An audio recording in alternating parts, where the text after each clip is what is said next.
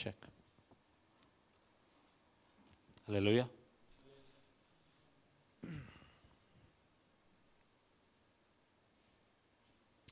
గట్టిగా హల్లెలూయా చెప్దాం ఒకసారి. ఓపిక లేదా? అంతే ఓపిక ఉందా? Very good. లాస్ట్ వీక్ ఏం నేర్చుకునేమన్నా గుర్తుందా? లాస్ట్ వీక్ ఏం నేర్చుకునేమన్నా గుర్తుందా? వెళ్ళిపోయిందా గాల్లోకి అది కూడా?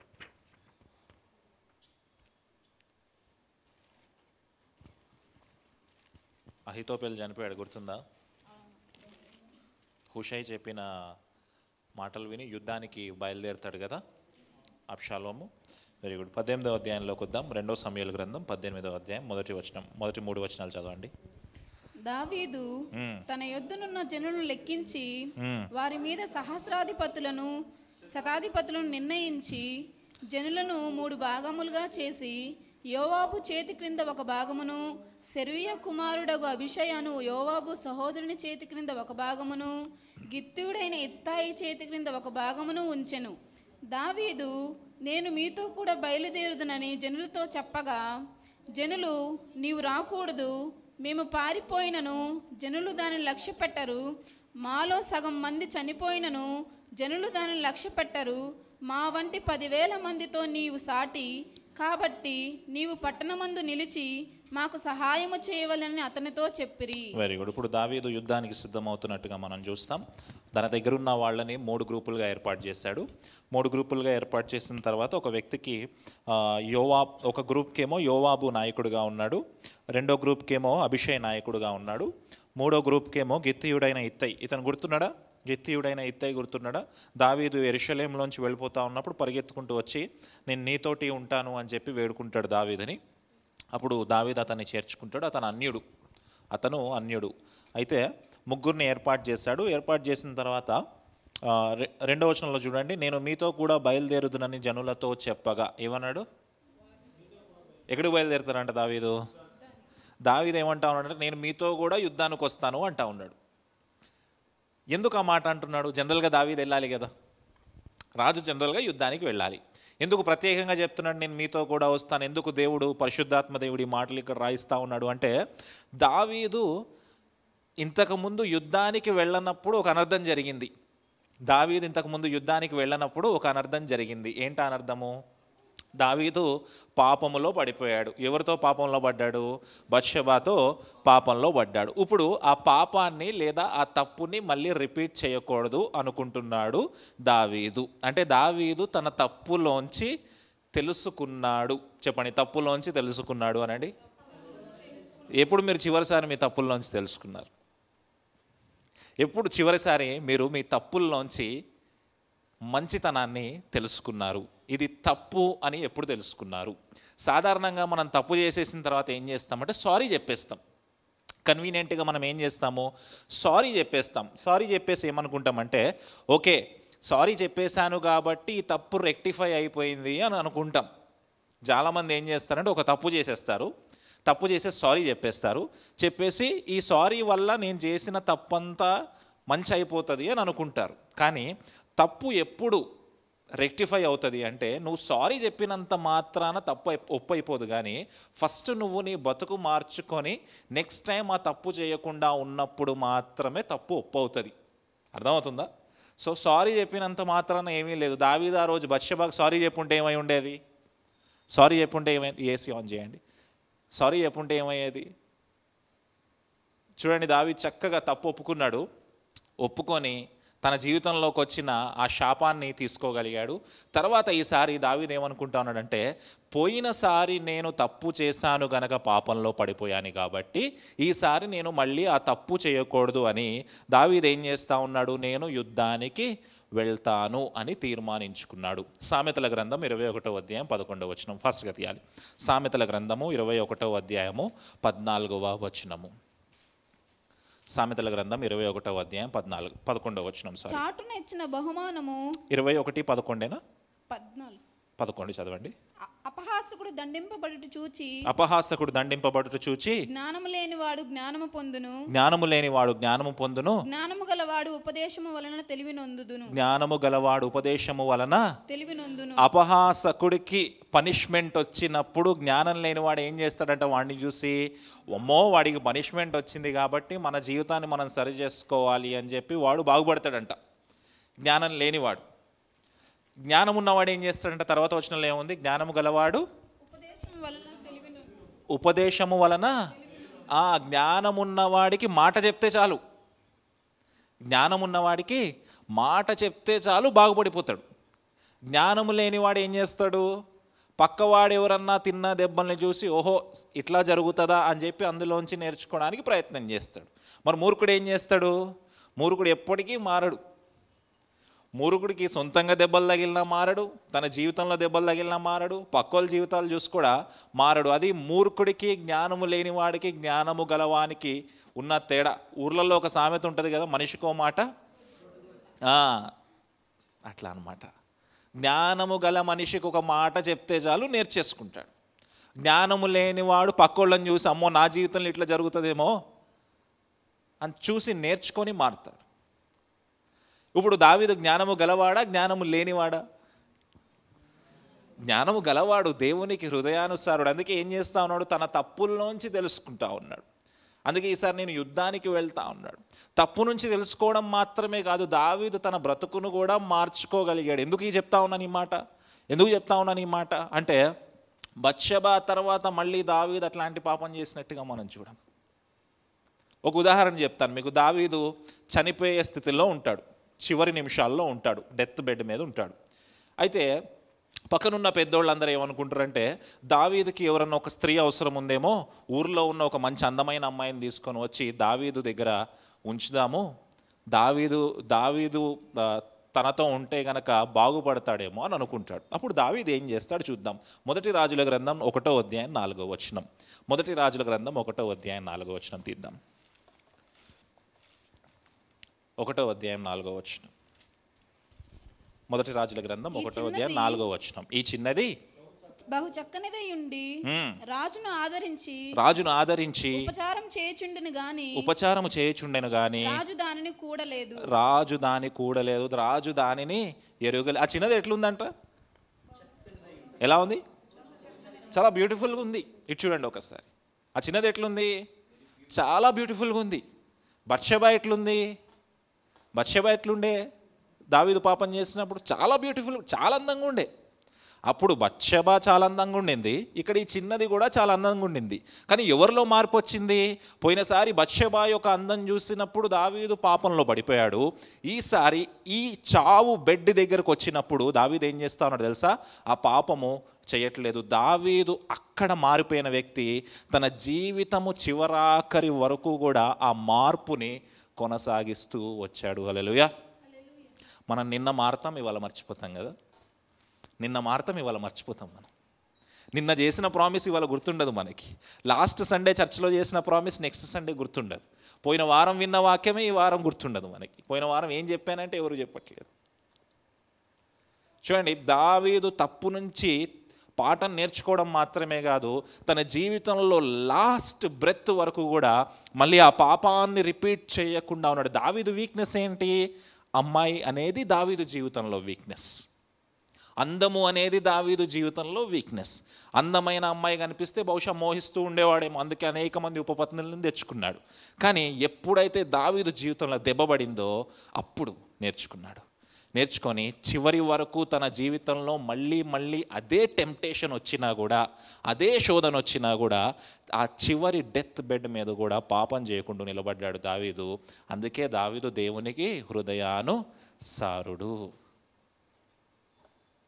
దేవుడు మాట్లాడుతూ ఉన్నాడు మనతోటి. తప్పుల నుంచి నేర్చుకున్నాడంట. ముందుకు వెళ్దాం.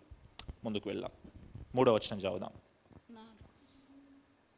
జనులు నీవు రాకూడదు, మేము పారిపోయినను జనులు దానిని లక్ష్య పెట్టరు. మాలో సగం మంది చనిపోయినను జనులు దానిని లక్ష్య పెట్టరు. మా వంటి 10,000 మందితో నీవు సాటి, కాబట్టి నీవు పట్టణమందు నిలిచి మాకు సహాయం చేయవలని అతనితో చెప్పిరి. అందుకు రాజు, మీ దృష్టికేది మంచిదో దాని చేస్తునని చెప్పి గుమ్మపు ప్రక్కను నిలిచి ఉండగా జనులందరూ గుంపులై 100 కొలదిగాను 1000 కొలదిగాను బయలుదేరి. వెరీ గుడ్, ఆగుదాం అక్కడ. చూడండి, దావీదేమన్నాడు, నేను మీతో పాటు యుద్ధానికి వస్తా అన్నాడు. నన్ను చూడండి, దావీదేమన్నాడు, మీతో పాటు నేను యుద్ధానికి వస్తాను. కానీ వాళ్ళందరూ ఏం వేడుకున్నారు, మేము చనిపోయినా పర్వాలేదు, మాలో సగం మంది చచ్చిపోయినా పర్వాలేదు, కానీ నువ్వు నిలబడి బ్రతికితే కనుక మాలాంటి వాళ్ళ మంది నువ్వు చాలా మందిని తయారు చేయగలవు, కాబట్టి నువ్వు మాతో యుద్ధానికి రావద్దు అని దావీదును వేడుకున్నారు. అప్పుడు దావీదు దానికి ఒప్పుకున్నాడు. అయితే దావీదు ఎంత గొప్ప లీడర్ అంటే, ఫస్ట్ తన తప్పుల్లోంచి మంచిని నేర్చుకున్నాడు, దాన్ని మార్చుకోవాలనుకున్నాడు. రెండో విషయం ఏంటంటే, దావీదు దగ్గర తన దగ్గర పనిచేసే అధికారులు చెప్పిన మాట విన్నాడు. నాయకుడికి కావాల్సిన రెండో లక్షణం అది. మొదటి లక్షణం ఏంటంటే తప్పుల్లోంచి తెలుసుకోవాలి. రెండో లక్షణం ఏంటంటే తన దగ్గర పనిచేస్తున్న అధికారుల మాట కూడా వినాలి, మంచి మాట కూడా వినాలి.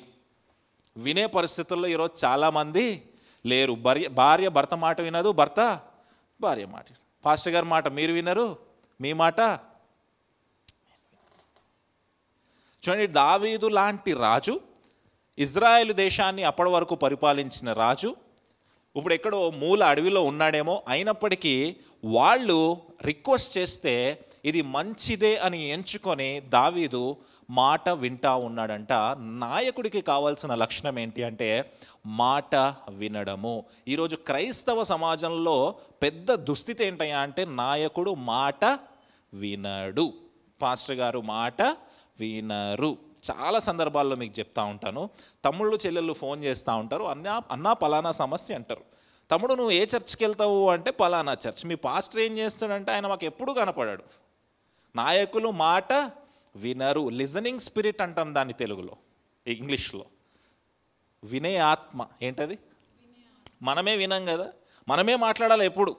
ఎదుటి వ్యక్తి చెప్పిన మాట ఎప్పుడు వినము. నాయకుడికి ఉండాల్సిన లక్షణము వినే ఆత్మ, లిజనింగ్ స్పిరిట్. సంఘ బిడ్డలు ఏదన్నా వచ్చి చెప్తున్నప్పుడు వినే ఆత్మ నాయకుడికి ఉండాలి. అలాంటి నాయకులు మాత్రమే దేవుడు హెచ్చిస్తాడు. హల్లెలూయా. వింటా ఉన్నామా? దేవుడు మాట్లాడుతూ ఉన్నాడు మీతోటి, దేవుడు మాట్లాడుతూ ఉన్నాడు మీతోటి. పౌలు గారికి ఒక సమస్య వచ్చింది కొత్త నిబంధన పత్రికల్లో అనకూడదు కానీ అపోస్తల కార్యంలో పౌలు గారికి ఒక సమస్య వచ్చింది. మీకు చెప్పాను, యోహాను మార్కు పౌలు గారిని విడిచి వెళ్ళిపోయాడు. తర్వాత సువార్త పరిచర్యలో బర్నబా గారు ఏమన్నారు, మనము మన సహోదరులు ఎలా ఉన్నారో ఒకసారి వెళ్ళి చూసేసి వద్దామన్నారు. అన్న తర్వాత పౌలు గారు ఏమన్నారో తెలుసా, మనల్ని ఆ సమయంలో పంఫూలియాలో విడిచిపెట్టి వెళ్ళిపోయిన యోహాను మార్కును మళ్ళీ మనం తీసుకెళ్ళడం ఏంటి అని అన్నాడు. చూద్దాం ఒకసారి అపోస్తల కార్యములు 15వ అధ్యాయం తీయండి. అపోస్తల కార్యములు 15వ అధ్యాయం తీయండి ఒకసారి. 15వ అధ్యాయము 36వ వచనం తీస్తారా? 15వ అధ్యాయం 36వ వచనం తీయండి. కొన్ని దినములైన తరువాత ఏ పట్టణంలో ప్రభువు వాక్యం ప్రచురపరిచితిమో ఆయా ప్రతి పట్టణంలో ఉన్న సహోదరుల యొద్దకు తిరిగి వెళ్ళి వారు ఎలాగున్నారో మనము చూతమని పౌలు బర్నబాతో అనెను. అప్పుడు మార్కు అను మారు పేరు గల యోహానును వెంట పెట్టుకుని పోవుటకు బర్నబా ఇష్టపడెను. అయితే పౌలు పంఫూలియాలో పని కొరకు తమతో కూడా రాక తమ్మును విడిచిన వారిని వెంట పెట్టుకొని పోవుట యుక్తము కాదని తలంచెను. వారిలో తీవ్రమైన వాదము కలిగినందున వారు ఒకరిని ఒకరు విడిచి వేరైపోయి బర్నబా గారికి పౌలు గారికి మధ్య గొడవ వచ్చిందంట. ఎందుకు గొడవ వచ్చింది? యోహాను మార్కు గారి గురించి గొడవ వచ్చింది. బర్నబా గారు ఏమన్నారు, యోహాను మార్కుని తీసుకెళ్దామన్నాడు. ఎందుకన్నాడు? వాళ్ళ కజిన్ బ్రదర్ కదా, అన్నదమ్ముల పిల్లలు వాళ్ళిద్దరు, యోహాను మార్కు గారు, బర్నబా గారు. మన బ్రదర్ని తీసుకొని వెళ్దామంటే పౌలు ఏమంటున్నాడు తెలుసా, అక్కడ పంఫూలియాలో మన సేవను విడిచిపెట్టి వెళ్ళిపోయిన యోహాను మార్కును మనం ఎందుకు తీసుకొని వెళ్ళాలి, తీసుకెళ్ళడానికి వీలు లేదు అన్నాడు. ఇప్పుడు పౌలు గారు మాట విన్నాడా, వినలేదా? వినలేదు. పరిచర్య మొదటిలో ఉంది. పౌలు గారు అప్పుడప్పుడే మొదటి అడుగులు వేస్తూ ఉన్నాడు, నేర్చుకుంటా ఉన్నాడు. ఆ సమయంలో మాట వినలేదు పౌలు గారు. అప్పుడు ఏం జరిగింది? బర్నబా గారికి పౌలు గారికి మధ్య విశేషమైన వాదము జరిగింది. దానివల్ల ఏమైపోయింది? బర్నబా పౌలు అనే కాంబినేషన్ విడిపోయింది. పౌలు గారు చనిపోయేంత వరకు కూడా మళ్ళీ బర్నబా గారు పౌలు గారు కలుసుకోలేదంట. పౌలు గారు చివరి డెత్ బెడ్ ఇక్కడ విడిపోయిన వాళ్ళు చివరి డెత్ బెడ్ మీద ఉన్నంత వరకు కూడా మళ్ళీ కలుసుకోలేదంట. అంత డ్రాస్టికల్ డెసిషన్ తీసుకున్నాడు పౌలు. ఇప్పుడు మరి నాయకుడిగా పౌలు స్థిరపడ్డా, నాయకుడిగా పౌలు పడిపోయాడా అంటే పౌలు గారికి ఇంకొక ఛాన్సెస్ వస్తానే ఉన్నాయి ముందు ముందు. ఇది పాజిటివ్ నెగిటివ్ అని నేను చెప్పట్లేదు. పౌలు గారు మంచి పని చేశారని నేను చెప్పట్లేదు, పౌలు గారు చెడ్డ పని చేశారని నేను చెప్పట్లేదు. నాయకుడిగా తీసుకున్న డెసిషన్ చూడండి. తర్వాత కాలంలో పౌలు గారికి మళ్ళీ అలాంటి డెసిషన్ తీసుకోవాల్సిన అవసరం వచ్చింది. మొదటి కొరింథీయులకు రాసిన పత్రిక 16వ అధ్యాయం 12వ వచనం. కొరింథీయులకు రాసిన పత్రిక మొదటి పత్రిక 16:12. సహోదరుడైన అపోల్లోను గూర్చిన సంగతి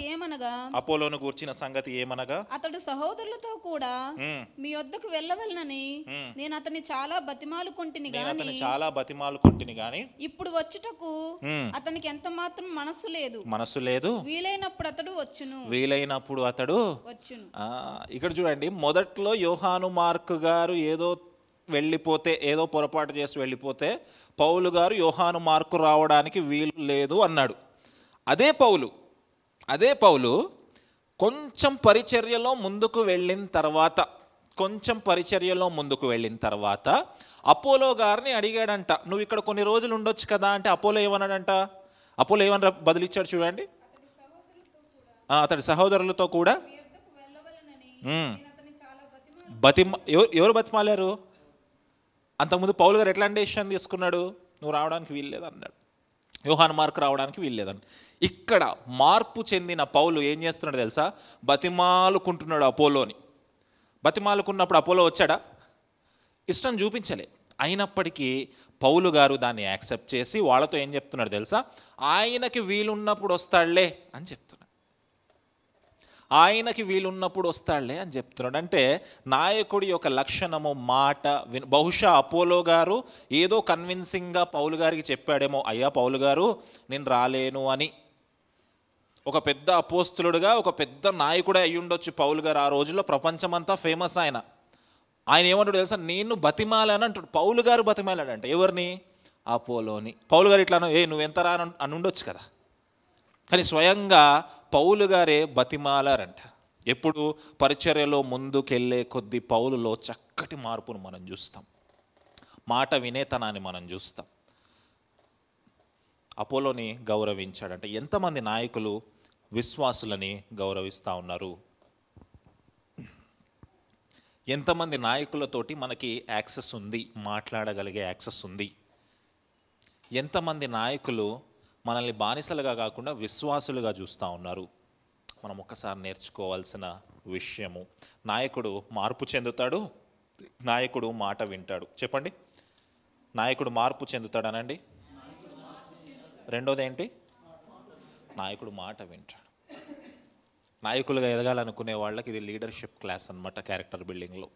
నాయకుడు మార్పు చెందాలి, నాయకుడు మాట వినాలి. పరిచర్యలో మొదట్లో ఉన్న పొగరు చివరిలో ఉండకపోవచ్చు. పరిచర్య మొదట్లో ఉన్న విషయాలన్నీ పరిచర్య ముందుకు వెళ్ళిన తర్వాత ఉండలేకపోవచ్చు. నాయకుడు మార్పు చెందాలి, నాయకుడు మాట వినాలి. దావీదు విన్నాడా? దావీదు మార్పు చెందాడా? మరి మీరు మార్పు చెందుతున్నారా? మీరు మాట వింటున్నారా? మీరు మాట వింటున్నారో లేదో ఆదివారం మీరు ఏ టైంకి వస్తారో అప్పుడు తెలుస్తుంది. ఆదివారం చర్చ్కి ఏ టైంకి వస్తారో దాన్ని బట్టి డిసైడ్ చేద్దాం. వెరీ గుడ్, ముందుకు వెళ్దాం. 5వ వచనం. అప్పుడు రాజు యోవాబును అబీషైని ఇత్తయిని పిలిచి నా నిమిత్తమై యవనుడైన అబ్షలోమునకు దయచూపుడని ఆజ్ఞాపించెను. Very good. చూడండి, ఇది చూడండి. దావీదు ఎవరి మీద యుద్ధానికి వెళ్తున్నాడు? ఎవరి మీద అబ్షాలోము మీదే కదా యుద్ధానికి వెళ్తున్నాడు. ఇప్పుడు ఇత్తయిని అబీషైని యోవాబుని పిలిచి ఏం చెప్తున్నాడు దావీదు? అబ్షాలోము మీద. మరి ఇంకెందుకు యుద్ధము? ఆ మాత్రం దానికి యుద్ధం ఎందుకు? అంటే చంపొద్దు అని దావీదు ఆలోచన అన్నమాట. మిగతా అందరినీ చంపేయండి, ఇజ్రాయేల్ ప్రజలు చచ్చిపోయినా నాకు అనవసరం, కానీ నా కొడుకు బాగుండాలి. అది దేవుని చిత్తమా? దేవుని చిత్తమా? అది దేవుని చిత్తము కాదు. మనం కూడా మనం దేవుని చిత్తంలో లేని విషయాలు చాలా అడుగుతూ ఉంటాం కదా. ప్లీజ్ ప్లీజ్ ప్రభా నాకు ఇది కావాలి, అది కావాలి, అది కావాలి అడుగుతాం కదా. దేవుని చిత్తములో లేని విషయాన్ని అడుగుతూ ఉన్నాడు దావీదు. ఏమంటాడు తెలుసా? అతన్ని మాత్రం చంపొద్దు, అతని మీద దయ చూపించండి. అసలు అబ్షాలోము చేసిన పని ఏంటి? తండ్రి మీద తిరుగుబాటు మాత్రమే చేశాడా? తిరుగుబాటు మాత్రమే చేశాడా? సొంత అన్నల్ని చంపాడు, దావీదు ఉపపత్నులను రేప్ చేశాడు, దావీదును అక్కడి నుంచి తరిమేసే ప్రయత్నం చేశాడు. ఏ పాపాలు చేయకూడదు అన్ని పాపాలు చేశాడు. దావీదు ఏమంటున్నాడు? అమ్మో మా వాడిని క్షమించండి, మా వాడికి దయ చూపించండి. ఇంకా ఆ మాత్రం దానికి యుద్ధం ఎందుకు? సెంటిమెంట్ అడ్డొచ్చింది. ఏం సెంటిమెంట్? ఫాదర్ సన్ సెంటిమెంట్ అడ్డొచ్చింది మధ్యలో. దయ చూపించండి అని అడుగుతున్నాడంట. దేవుని చిత్తానికి వ్యతిరేకంగా ఏ ఏ విషయాలైతే నీ జీవితంలో దేవుని చిత్తానికి వ్యతిరేకంగా అడుగుతా ఉన్నావో ఆ ఏ ఒక్క విషయము కూడా నెరవేరదు. దేవుడు మాట్లాడుతూ ఉన్నాడు మీతోటి, దేవుడు మాట్లాడుతూ ఉన్నాడు. ముందుకు వెళ్దాం, 6వ వచనంలోకి వద్దాం.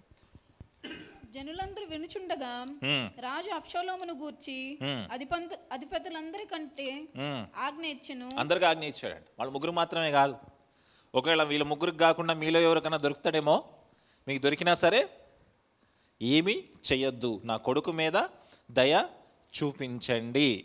వాడు ఎంత ఎదవ ఎంత పాపి అయినా పర్వాలేదు.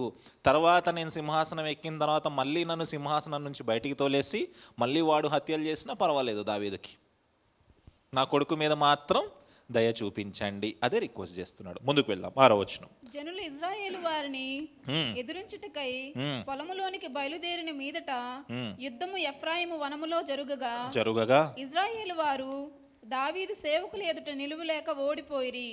ఆ దినమున 20,000 మంది అక్కడ హతులైరి. యుద్ధము ఆ ప్రదేశమంతటను వ్యాపించెను. మరియు నాటి దినమున కత్తి చేత కూలిన వారి కంటే ఎక్కువ మంది అడవిలో చిక్కుబడి నాశనమైరి.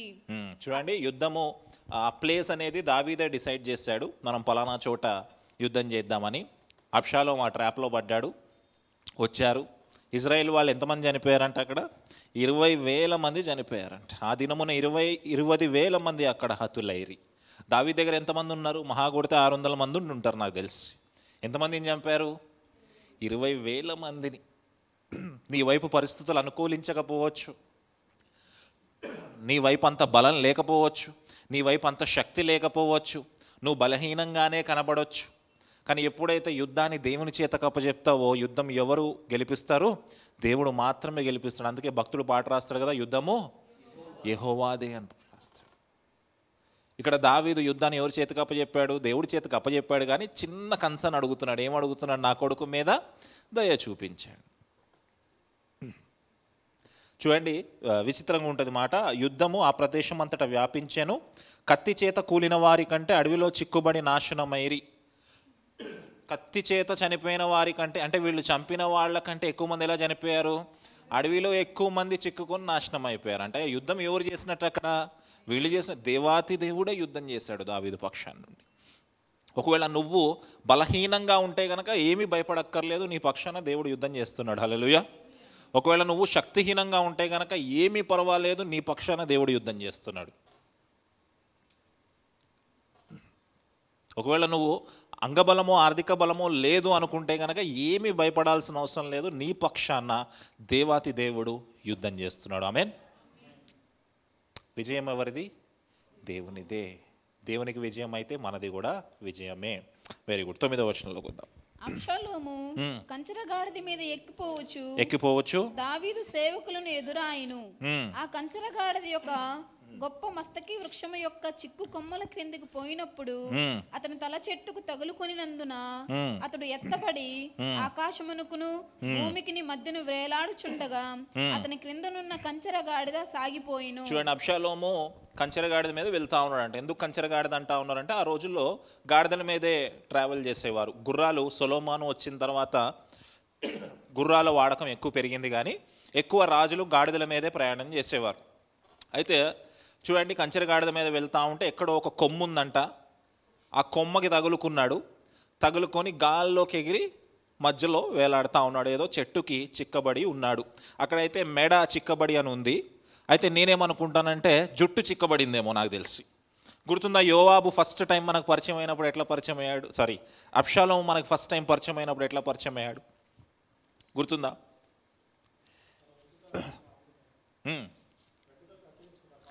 సంవత్సరానికి ఒకసారి తన వెంట్రుకలు కత్తిరించుకొని, ఎక్కడుందో చూడండి ఒకసారి, ఎక్కడుంది అది? అబ్షాలోము మనకి ఎట్లా పరిచయం అయ్యాడు చూడండి ఒక్కసారి.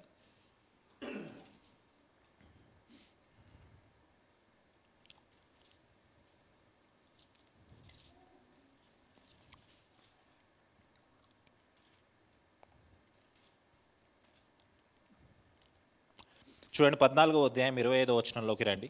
14వ అధ్యాయం 25వ వచనంలోకి రండి. ఇశ్రాయేలీయులందరిలో అబ్షలోమంత సౌందర్యం గలవాడు ఒకడును లేడు, అరికాలు మొదలుకొని తల వరకు ఏ లోపమును అతని యందు లేకపోయాను. తన తల వెంట్రుకలు భారముగా ఉన్నందున ఏటేటా అతడు వాటిని కత్తిరించుచూ వచ్చెను. కత్తిరించినప్పుడల్లా వాటి ఎత్తు రాజు తూనికను బట్టి 200 తులములు ఆయను. Very good. అబ్షాలోము చాలా అందంగా ఉంటాడంట. అబ్షాలోముకి చాలా పెద్ద జుట్టు ఉంటుందంట. అబ్షాలోము ప్రతి సంవత్సరము జుట్టు కత్తిరించి ఆ జుట్టు వెయిట్ ఎంత ఉందో కొలుచుకుంటాడంట. అసలు ప్రపంచంలో ఎవడన్నా జుట్టు కత్తిరించి దాని వెయిట్ కొలుచుకుంటాడా? అబ్షాలోము కొలుచుకుంటాడు. ఎందుకు? నేను గొప్ప అందగాన్ని, నా జుట్టు ఎంత ఉందో చూడండి అని చూపించుకోవడం కోసం. సెల్ఫ్ పొసెస్డ్ అనమాట, సెల్ఫ్ అబ్సెస్డ్ అంటాం దాన్ని. అంటే మన గురించి మనం ఎక్కువగా ఊహించుకోవడం. అబ్షాలోము అందంగా ఉన్నాడు, జుట్టు చాలా పెద్దగా ఉంది. ఇవన్నీ చూసిన ఇజ్రాయేలు ప్రజలు అబ్షాలోముకు పడిపోయారంట. అబ్బా మాకు రాజు ఉంటే ఇట్లుండాలి కదా, ఇంత అందగాడై ఉండాలి కదా అని చెప్పి చాలామంది అబ్షాలోము వైపుకు తిరిగారంట. ఇప్పుడు చూడండి, దేన్ని చూసి వీళ్ళు అబ్షాలోమును ప్రేమించారు? అందాన్ని చూసి, జుట్టును చూసి. ఇప్పుడు అబ్షాలోము ఎక్కడేలాడుతున్నాడు? ఏం అడ్డం వచ్చింది అబ్షాలోముకి? అదే అందము, అదే జుట్టు. ఎవరిని చూసి ప్రేమిస్తున్నావు తమ్ముడు, చెల్లి? ఏం చూసి ప్రేమిస్తున్నావు? ఏం చూసి పెళ్లి చేసుకుంటున్నావు? దేవుడు మాట్లాడుతూ ఉన్నాడు మీతోటి. అబ్షాలోమును కూడా దాన్ని చూసి వాళ్ళు ఇష్టపడ్డారంట. ఆ జుట్టే ఎలాడుతూ ఉంది, అక్కడే ఎలాడుతూ ఉంది. తర్వాత ఏం జరిగింది చూద్దాం. ఒకడు దానిని చూచి వచ్చి అబ్షలోము మస్తకి వృక్షమున వేలాడుచుండుట నేను చూచితినని యోవాబుతో చెప్పినప్పుడు యోవాబు, నీవు చూచి ఉంటివే, నేల కూలినట్లు నీవతని కొట్టకపోతివేమి? నీవతని చంపినడలా 10 తులముల వెండియు 1 నడికట్టును నీకిచ్చి ఉందునని తనకు సమాచారం చెప్పిన వానితో అనెను. అందుకు వాడు, ఎవరుడైన అబ్షలోమును ఎవడనో ముట్టకుండా జాగ్రత్త పడుడని రాజు నీకును అభిషేకిని ఇత్తయికిని ఆజ్ఞనిచ్చుచుండగా నేను వింటిని 1000 తులముల వెండి నా చేతిలో పెట్టినను రాజకుమారు నేను చంపను. Very good. యోవాబు అబ్షాలోము అక్కడ ఏలాడుతున్నది అన్న సంగతి ఒక వ్యక్తి చూసి పరిగెత్తుకుంటూ వచ్చి ఎవరికి చెప్పాడంట? యోవాబుకు చెప్పాడంట. యోవాబు ఏమన్నాడంట? అరే నువ్వు ఎందుకు అతన్ని చంపలేదు, నీకు కొంత డబ్బు ఇస్తాను, నువ్వు అతన్ని చంపు అని అన్నాడంట. అతను చాలా అద్భుతమైన మాట అంటున్నాడు చూడండి. 1000 తులముల వెండి నా చేతిలో పెట్టినను రాజకుమారుని నేను చంపను. రాజు ఈ ఆజ్ఞ ఇవ్వటం నేను విన్నాను. కాబట్టి రాజు మంచి ఆజ్ఞ ఇచ్చాడా చెడ్డ ఆజ్ఞ ఇచ్చాడా నాకైతే తెలియదు. నువ్వు 10 ఇవ్వడం కాదు, 1000 ఇచ్చినా సరే నేను చంపను అంటున్నాడు. ఎంత మంచి సేవకుడు చూడండి, ఎంత మంచి సేవకుడు చూడండి. మా రాజు తప్పు చేశాడా సరి చేశాడా నాకు అనవసరం, కానీ రాజు ఒక ఆజ్ఞ ఇచ్చాడు, ఆ ఆజ్ఞ నేను డబ్బులకి అమ్ముకోను, నా లాయల్టీని నేను డబ్బులకి అమ్మను. ఎంతమంది దేవుణ్ణి ఈరోజు డబ్బులకు అమ్మేస్తున్నారు? ఎంతమంది ఈరోజు దేవుణ్ణి డబ్బులకి తాకట్టు పెడుతున్నారు? ఒక్కసారి ఆలోచన చేద్దాం. ఎంతమంది సేవకులు ఈరోజు డబ్బులకి అమ్ముడుపోతూ ఉన్నారు, సత్యాన్ని దేవుణ్ణి తాకట్టు పెడుతున్నారు. యోవాబు 10 ఇస్తా అన్నాడు, కానీ అతను ఏమన్నాడు తెలుసా? నువ్వు 1000 ఇచ్చినా సరే నేను ఒప్పుకోను అన్నాడు. ముందుకు వెళ్దాం. 13వ వచనం. మోసము చేసి నేను అతని ప్రాణమునకు ముప్పు తెచ్చిన ఎడలా అది రాజునకు తెలియకపోదు, రాజు సన్నిధిని నీవే నాకు విరోధి యొగదువు గదా అని యోవాబుతో అనగా యోవాబు, నీవు చేయి వరకు నేను కాచుకొని ఉందునా అని చెప్పి 3 బాణములు చేత పట్టుకొని పోయి మస్తకి వృక్షమున వేలాడుచు ఇంకనూ ప్రాణముతోనున్న అబ్షలోము యొక్క గుండెను గురిపెట్టి తన ఆయుధములను మోయువారు 10 మంది చుట్టుకొని ఉండగా అబ్షలోమును కొట్టి చంపెను. Very good. యోవాబు అక్కడికి వెళ్ళాడు. ఇప్పుడు ఈ విషయం దావీదుకు తెలిస్తే దావీదు ఒప్పుకోడు, కాబట్టి మనం వెళ్దాము అని చెప్పి ఒక 10 మంది సేవకులు పట్టుకొని వెళ్ళాడు. బాణాలు విసిరారు, కొట్టారు, చంపారు. అయితే ఎంతమంది సేవకులను వెంట పెట్టుకొని వెళ్ళాడు? చెప్పాలి, గట్టిగా చెప్పాలి, గట్టిగా చెప్పండి. ఓకే, ఎందుకు ఈ ప్రశ్న అడుగుతా ఉన్నానంటే అబ్షాలోము దావీదు ఉపపత్నులను పాడు చేశాడు కదా. ఎంతమంది ఉపపత్నులను పాడు చేశాడు గుర్తు తెచ్చుకోండి. అబ్షాలోము దావీదు ఉపపత్నులను పాడు చేశాడు కదా. ఎంతమందిని పాడు చేశాడు?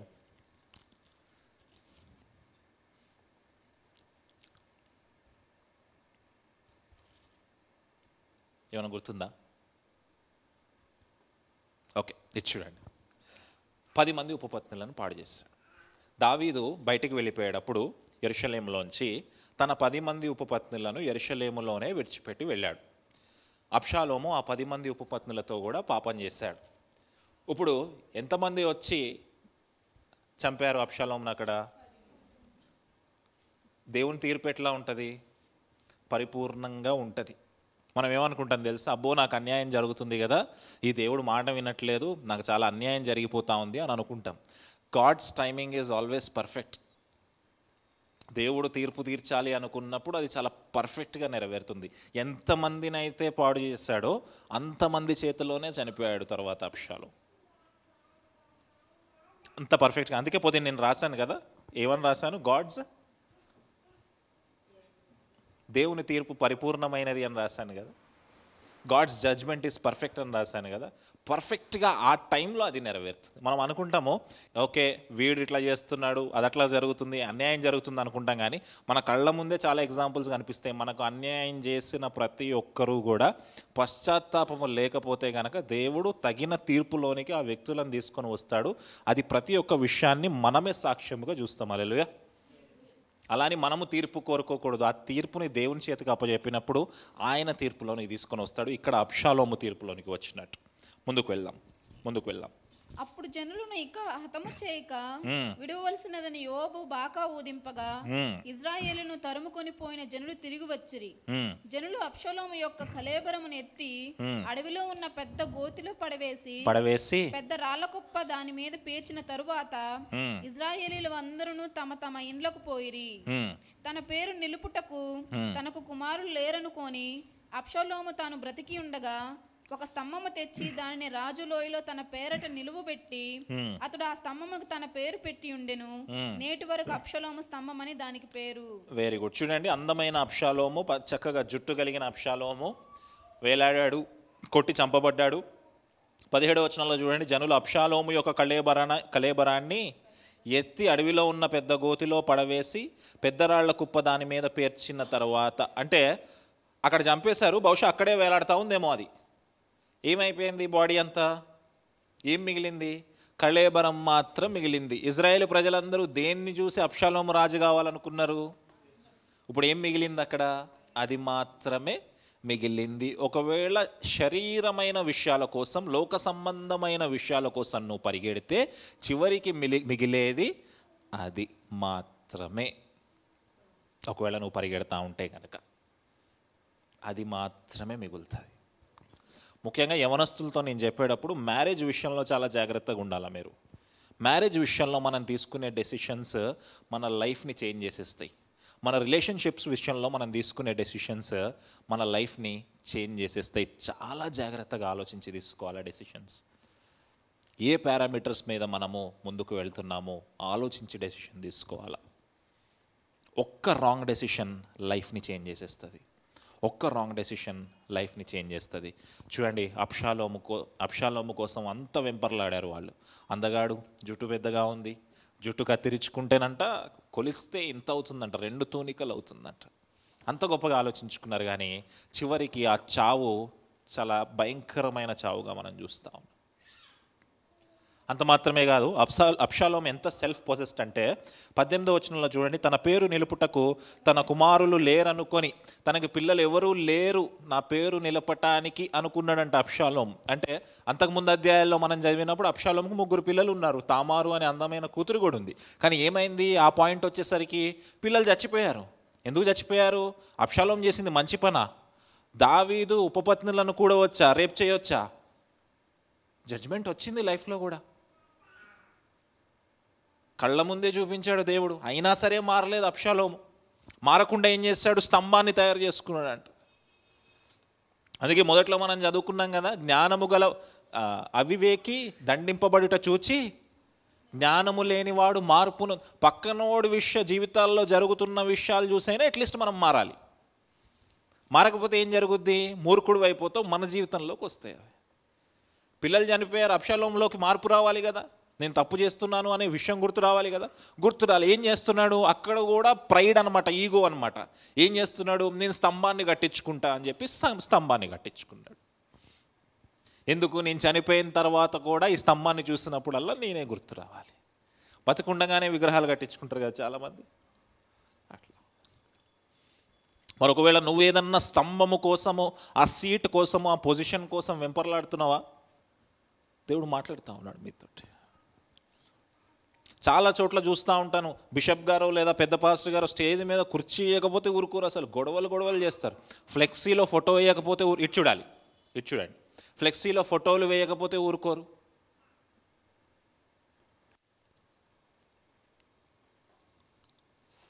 సేవలోకి వచ్చిన తర్వాత చాలా మంచి విషయం నేను నేర్చుకున్న విషయం ఏంటి అంటే, ఫస్ట్ ఎక్కడికన్నా వెళితే లాస్ట్ సీట్లో కూర్చుంటాను. నేను స్టేజ్ మీద రండి పాస్టర్ గారు అన్నా కూడా వెళ్ళాను, లాస్ట్లోనే కూర్చుంటా. దేవుడు ఏం చెప్పాడు? నువ్వు వెళ్ళి ఫస్ట్ అక్కడికి వెళ్ళి కూర్చో, నువ్వు ఇక్కడికి వచ్చి కూర్చుంటే ఎవడన్నా వచ్చి నేను లేపేస్తే ఏంటి నీ పరిస్థితి అని అడిగాడు మత్తయి సువార్తలో.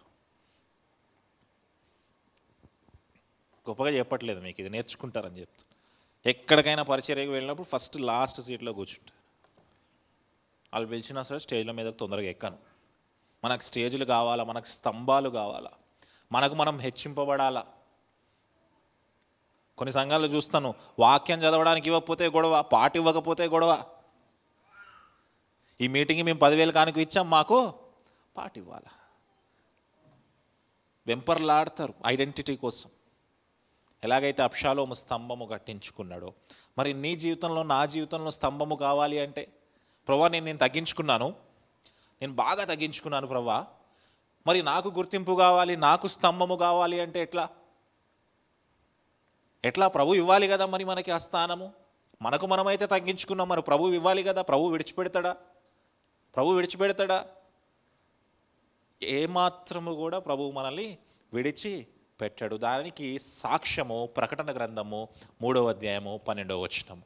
దానికి సాక్ష్యము ప్రకటన గ్రంథము 3వ అధ్యాయం 12వ వచనం. ఫాస్ట్గా తీయాలి. జయించువానిని నా దేవుని ఆలయములో ఒక స్తంభముగా చేసేదను. ఏంటంట? ఎవరిని? జయించు వారిని నా దేవుని ఆలయములో ఎలా చేస్తాడంట ఆయన? ఈరోజు ఒకవేళ నీకు నువ్వు స్తంభం కట్టించుకోలేదేమో, ఒకవేళ ఈరోజు నీకు నువ్వు స్టేజ్లు ఎక్కలేదేమో, కానీ రేపొద్దున్న దేవుడు నీ పక్షాన అక్కడ ఒక కుర్చీ వేయడానికి సిద్ధంగా ఉన్నాడు. అలాగే నీ పక్షాన ఆయన ఒక స్తంభం కట్టడానికి సిద్ధంగా ఉన్నాడు. హల్లెలూయా. అది ఎప్పుడు జరుగుతుంది తెలుసా? నువ్వు ఫస్ట్ తగ్గించుకుంటే. అబ్షాలోము తగ్గించుకున్నాడు. అబ్షాలోము ఎక్కడ వేలాడి చనిపోయాడు? చెట్టు కొమ్మన వేలాడి చనిపోయాడు. నిజానికి పాత నిబంధన గ్రంథంలో ఎక్కడ చూసినా చెట్టుకు వేలాడి చనిపోవడం అనేది శాపం తెలుసా మీకు? ద్వితీయోపదేశకాండం తీయండి, ఒక మాట చూపిస్తాను మీకు. ద్వితీయోపదేశకాండం 21వ అధ్యాయం 22వ వచనంలోకి రండి. ద్వితీయోపదేశకాండం 21వ అధ్యాయం 22వ వచనం తీయండి. 21, 22 అందరు తీసా చదువుదాం. ద్వితీయోపదేశకాండం 21వ అధ్యాయము 22వ వచనము. మరణ శిక్షకు తగిన పాపము ఒకడు చేయగా అతన్ని చంపి మ్రాను మీద వ్రేలాడదీసిన ఎడల, ఒకడు మరణ శిక్షకు పాత్రుడైనంత పాపము ఎవరన్నా చేస్తే అతన్ని ఎట్లా చంపాలంట? అతన్ని ఎక్కడ? చెట్టు మీద వేలాడదీసి చంపాలి. అది అతనికి వచ్చిన శాపము. చదవండి. అతని శవము రాత్రివేళ మ్రాను మీద నిలవకూడదు. వేలాడదీయబడిన వాడు దేవునికి శాపగ్రస్తుడు గనుక నీ దేవుడైన యెహోవా స్వాస్థ్యముగా నీకిచ్చుచున్న దేశము నీవు అపవిత్రపరచుకుంటున్నట్లు అగత్యముగా ఆ దినమున వారిని పాతి పెట్టవలెను. Very good. అతను అక్కడ శాపగ్రస్తుడయ్యాడు కాబట్టి, దేవునికి వ్యతిరేకంగా పాపము చేసి శాపగ్రస్తుడయ్యాడు కాబట్టి అతడు అక్కడ వేలాడుతున్నాడు అని అర్థము. మ్రాను మీద వేలాడడం అనేది శాపమునకు సూచన. మరి మీకు ఎంతమందికి గుర్తుందో లేదో, లాస్ట్ వీక్ ప్రసంగంలో చెప్పాను, పౌలు గారి యొక్క మొదటి ప్రసంగంలో పౌలు గారు ఏమన్నారు గుర్తుందా? మ్రాను మీద వేలాడెను యేసుక్రీస్తు అనే మాటను వాడతాడు. మరి యేసుక్రీస్తు వారు శాపమా? ఆయన ఏం తప్పు చేశాడు? ఎందుకు శాపగ్రస్తుడయ్యాడు అంటే పౌలు గారు గల్తీలకు రాసిన పత్రికలో దాని సొల్యూషన్ చెప్తారు. ఏంటంటే ఆయన మన శాపాన్ని తీసుకొని మన శాపముల కొరకు ఆయన శాపగ్రస్తుడై మ్రాను మీద వేలాడెను. హల్లెలూయా. మనము మ్రాను మీద వేలాడాల్సిన వాళ్ళము, ఆయన మ్రాను మీద వేలాడాడు మన శాపాన్ని తీసుకొని. ఈరోజు అబ్షాలోము మ్రాను మీద వేలాడి చనిపోయాడు. ఎందుకు? శాపము వచ్చింది కాబట్టి. ఎలాంటి శాపము?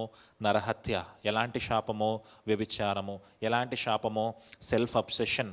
ఎలాంటి శాపము? నా అంత అందగాడు లేడనుకోవడము. ఎలాంటి శాపము? తండ్రినే చంపేసేంత శాపము. అన్నీ తెచ్చుకున్నాడు మీదకి, అన్నీ తెచ్చుకున్నాడు. వేలాడి కలేబరమై చనిపోయాడు. స్తంభాన్ని కట్టించుకున్నాడంట. ఏం కట్టించుకున్నాడు? స్తంభాన్ని కట్టించుకున్నాడు. అబ్షాలోం జీవితంలో ఏం లేకుండా చేశాడు దేవుడు. ఏం లేకుండా చేశాడు దేవుడు. 19వ వచనంలోకి వద్దాం. సాదోకు కుమారుడైన అహిమయస్సు నేను పరిగెత్తుకొని పోయి యెహోవా తన శత్రువులను ఓడించి తనకు న్యాయము తీర్చిన వర్తమానము రాజుతో చెప్పెదనగా యోవాబు ఈ దినమున ఈ వర్తమానం చెప్పతగదు మరి ఒక దినమున చెప్పవచ్చును.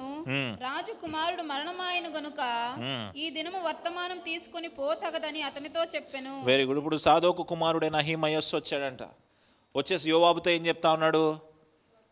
ఈ విషయాన్ని నేను తీసుకొని వెళ్ళి రాజుకు చెప్తా. యోవాబు ఆపుతున్నాడు. ఎందుకు ఆపుతున్నాడు? కొడుకు చనిపోయాడు. ఈ విషయం కనుక దావీదుకి ఈరోజు తెలిస్తే, దావీదుకి కొడుకు అంటే ఎంత ఇష్టమో తెలుసు. అంతకుముందు మీకు గుర్తుందో లేదో, అమ్నోను మీద మనసు పెట్టుకొనెను రాజు అని ఉంటుంది. అమ్నోను చనిపోయిన టైంలో దావీదు అలాగే ఏడుస్తూ ఉన్నాడు. అబ్షాలోము అమ్నోనుని చంపి అన్యుల దేశానికి వెళ్ళిపోయిన తర్వాత అబ్షాలోము గురించి కూడా అలాగే ఏడుస్తూ ఉన్నాడు దావీదు. కొడుకులంటే చాలా ఇష్టం దావీదుకి. అందుకే కొడుకుని ఏమన్నా దయ చూపించండి అని అడిగాడు. ఈరోజు మనం విజయం పొందాం, బాగానే ఉంది. ఈరోజు చనిపోయిన వార్త కనుక దావీదుకు తెలిస్తే దావీదుని మనం ఆపలేము, నువ్వు వెళ్ళొద్దు అని చెప్పాడు అహిమయకి. అదేనా అతని పేరు? అహిమయస్సు. అతను ఏం చేస్తున్నాడు చూద్దాం.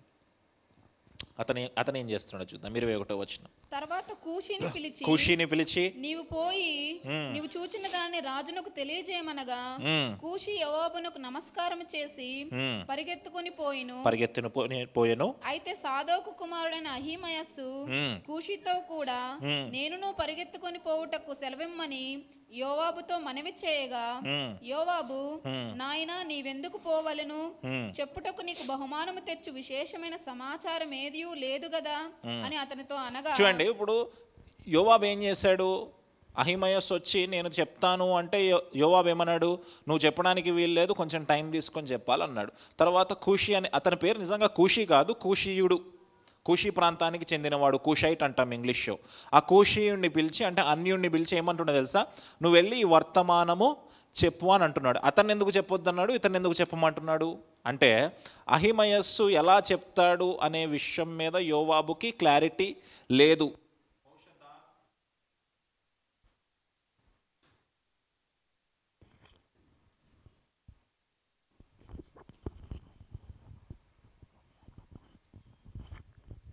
ఆ విషయం ఎట్లా కన్వే చేస్తాడు అనే దాని పట్ల అతనికి క్లారిటీ లేదు. కూషితోటి యోవాబు ఎలా చెప్పించాలనుకుంటున్నాడో ఆ వార్తని దావీదుకి అట్లా ప్రిపేర్ చేసి పంపించాడు. జాగ్రత్తగా వినండి. ఇక్కడ యోవాబు ఎందుకు అహిమయస్సును వద్దన్నాడంటే అహిమయస్సు ప్రిపేర్డ్గా లేడు. ఎందుకు కూషిని చూడండి, ఎందుకు కూషిని పంపిస్తా ఉన్నాడంటే ప్రిపేర్ చేసి పంపిస్తున్నాడు. ఇక్కడ 2 విషయాలు చాలా జాగ్రత్తగా గుర్తుపెట్టుకోవాలి. యోవాబు స్థానంలో దేవుణ్ణి పెట్టుకుందాం మనం కాసేపు. యోవాబు స్థానంలో ఎవరిని పెడదాం? ఇప్పుడు అహిమయస్సు స్థానంలో, కూషి స్థానంలో మనల్ని పెట్టుకుందాం. ఎవరిని పిలిచాడు దేవుడు అక్కడ? ఉదాహరణకి శ్రావణి అండ్ సాయి ఉన్నాడు అనుకుందాం. 2 వ్యక్తులు ఉన్నారు. శ్రావణి వచ్చి ఏమంటుందంటే నేను చెప్తాను అంటుంది. కానీ దేవుడు ఏమన్నాడు? అప్పుడే కాదు, ఇంకా టైం ఉంది అని శ్రావణిని ఆపాడు. కానీ సాయిని ఏమంటున్నాడు? నువ్వు వెళ్ళి చెప్పు అని అంటున్నాడు. అంటే ఒకవేళ యోవాబు స్థానంలో దేవుణ్ణి తీసుకుంటే గనక, ఆ వార్తని సువార్తగా మనం తీసుకుంటే గనక దేవుడు ఫస్ట్ శ్రావణి వచ్చి చెప్తాను అన్నప్పుడు దేవుడు ఫస్ట్ రిజెక్ట్ చేస్తున్నాడు. కొంచెం ఆగు, నీకు ఇంకా టైం ఉంది, నీకు ప్రిపరేషన్ లేదు, నీలో తొందరపాటు ఉంది కానీ జ్ఞానము లేదు అని ఆపుతా ఉన్నాడు. కానీ సాయిని ఏమంటానో తెలుసా, నువ్వు వచ్చి నా పని చెయ్యి అంటున్నాడు. ఎప్పుడు చాలాసార్లు మీకు ఈ వాక్య భాగాన్ని చూపించాను, గుర్తుందో లేదో. లూకాసు వార్త 9వ అధ్యాయం చివరి వచనాల్లోకి రండి. చాలాసార్లు ఈ వాక్య భాగాన్ని మీకు చూపించాను. లూకాసు వార్త 9వ అధ్యాయం చివరి భాగాల్లోకి రండి ఒకసారి. 57వ వచనంలోకి రండి. 57వ వచనంలోకి రండి. వారు మార్గమున వెళ్ళుచుండగా నీవెక్కడికి వెళ్ళాను. చూడండి, ఆయన మార్గాన వెళ్తుంటే ఒకడు వచ్చాడంట. వచ్చి ఏమంటున్నాడు, నువ్వు ఎక్కడికి వెళ్తే నేను అక్కడికి వస్తాను. అహిమయస్సు లాంటోడు అనమాట. నేను వెళ్ళి చెప్తా అంటున్నాడు. అప్పుడు ఆయన ఏం సమాధానం చెప్పాడు చూడండి.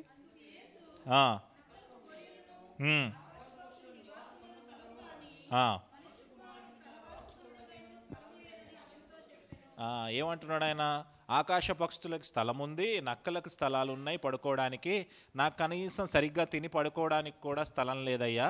నువ్వు ఏం చూసి నన్ను వెంబడిస్తూ ఉంటున్నావో నాకైతే తెలియదు, కానీ నువ్వు కోరుకున్నదైతే ఇక్కడ జరగదు. బహుశా నువ్వు డబ్బు చాలా వచ్చేస్తుంది అనుకుంటున్నావేమో, యేసుక్రీస్తు వెనకాల తిరిగితే అందరూ నన్ను గుర్తుపడతారు అనుకుంటున్నావేమో, బోళ్ళంత డబ్బు ఉంది పరిచర్యలో అనుకుంటున్నావేమో. అదేమీ ఇక్కడ లేదయ్యా, నాకే తినడానికి తిండి లేదు, పడుకోవడానికి చోటు లేదు, ఇక నీకెక్కడి నుంచి వస్తుంది. ఈరోజు చాలామంది సేవకులు ఎందుకు వెంబడిస్తున్నారు క్రీస్తుని? ఎందుకు వెంబడిస్తున్నారు? దీనికోసం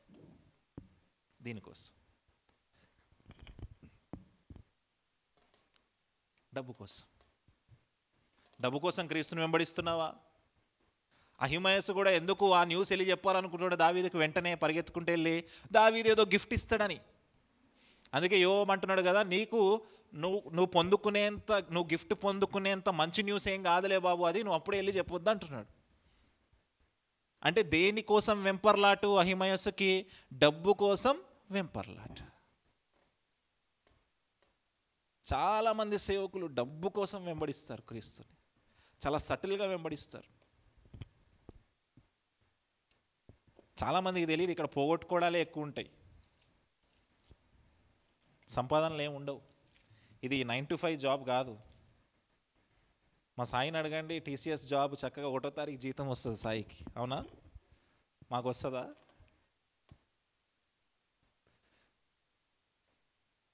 ఒక 4-5 జీవితాల్లో బాగా డబ్బున్నంత మాత్రాన పాస్టర్లందరికీ డబ్బులు ఉంటాయా? దేవుడు మాట్లాడుతూ ఉన్నాడు మనతో. చాలామందికి వెంపర్లాట. పౌలు ఏమంటాడు తెలుసా, మీలో అందరూ బోధకులు అవ్వడానికి తొందరపడక. అసలు ఎందుకు పాస్టర్ అవ్వాలి నువ్వు? ఎందుకు దేవుని సేవ చేయాలి? ఈ మధ్యకాలంలో చాలామంది తమ్ముళ్ళు అన్నలు వచ్చి చెప్తున్నారు, అన్న నేను దేవుని పరిచర్యకు వస్తున్నాను. ఎందుకు? ఏంటి నీ పిలుపు?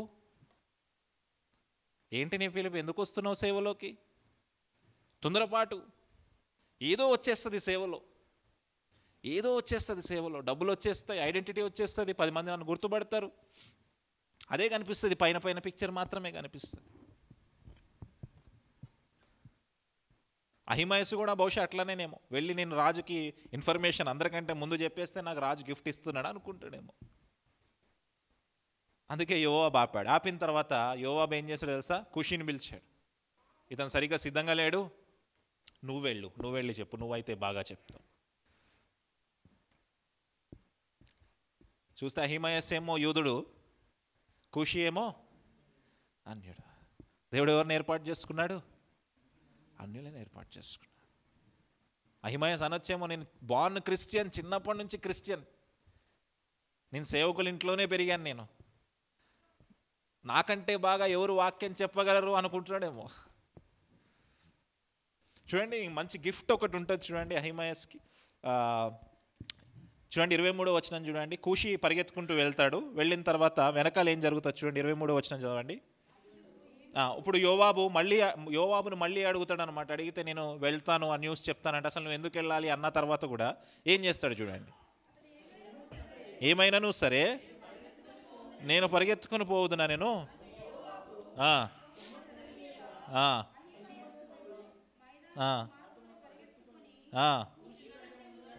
కూషి కంటే ముందుగా చేరాను. చూడండి, జాగ్రత్తగా వినండి.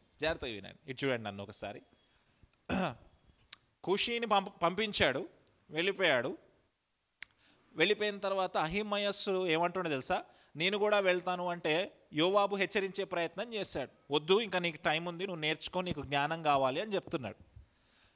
కానీ ఏం చేశాడు, లేదు నువ్వేం చెప్పినా సరే నేను వెళ్ళాలనుకున్నాడు. ఎవరికంటే ఫాస్ట్గా పరిగెత్తాడు, ముందు కూషి వెళ్ళాడు, కూషి కంటే ఫాస్ట్గా పరిగెత్తాడు. అంటే ఏంటి ఇతను రన్నర్, మంచి పరిగెత్తేవాడు, మంచి టాలెంట్ ఉంది. గిటార్ బాగా వాయిస్తాడు, వర్షిప్ బాగా చేస్తాడు, కీబోర్డ్ బాగా ప్లే చేస్తాడు, వాక్యం బాగా చెప్తాడు. చర్చ్ పెట్టేయవచ్చా?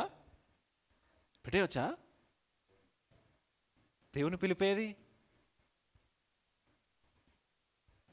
మంచి గిఫ్టెడే, మంచి వరం ఉంది, మంచి కృపావరాన్ని పొందుకున్నాడు. సంఘం స్థాపించేద్దాం, పరిచర్యలోకి వెళ్ళిపోవచ్చా? పౌలు ఏమంటాడు, మీలో అందరూ బోధకులు అవ్వడానికి తొందరపాటు వద్దు. మంచి టాలెంట్ ఉంది. ఇంకా అద్భుతంగా ఉంటుంది చూడండి, 24వ వచనం చూడండి.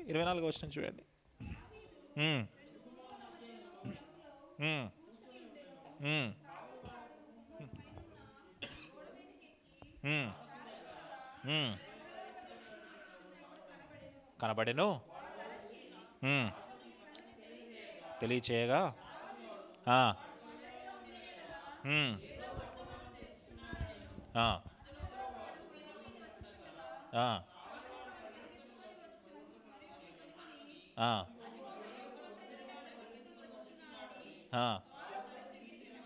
చెప్పగా తెచ్చుచున్నాడ నేను చూడగా అక్కడ ఆగుదాం. జాగ్రత్త వినండి. దావీదు న్యూస్ కోసం వెయిట్ చేస్తున్నాడు.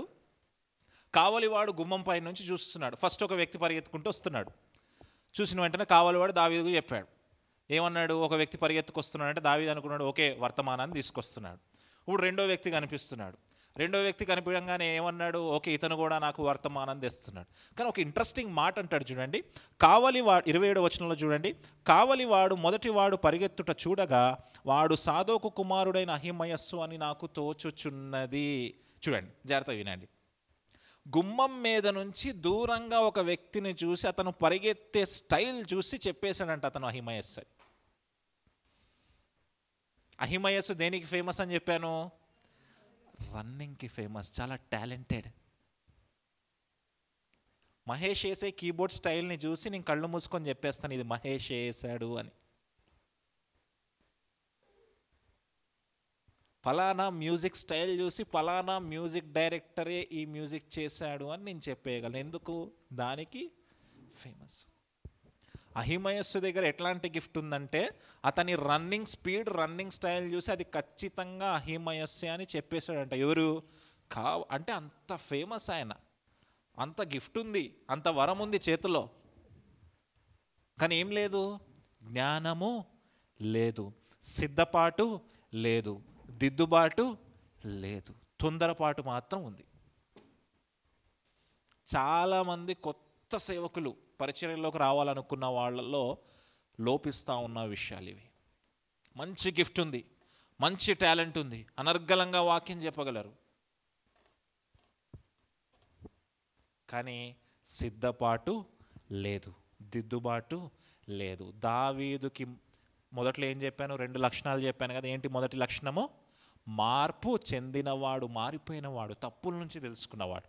రెండో లక్షణం ఏంటి, వినేవాడు. ఇవన్నీ ఏమీ లేవు, క్యారెక్టర్ లేదు, గిఫ్ట్ మాత్రం ఉంది. చాలామంది గురించి వింటూ ఉంటాం మనం, అవన్నీ మనకు అప్రస్తుతం అనుకోండి. మీకు చెప్తున్నాను విషయాలు.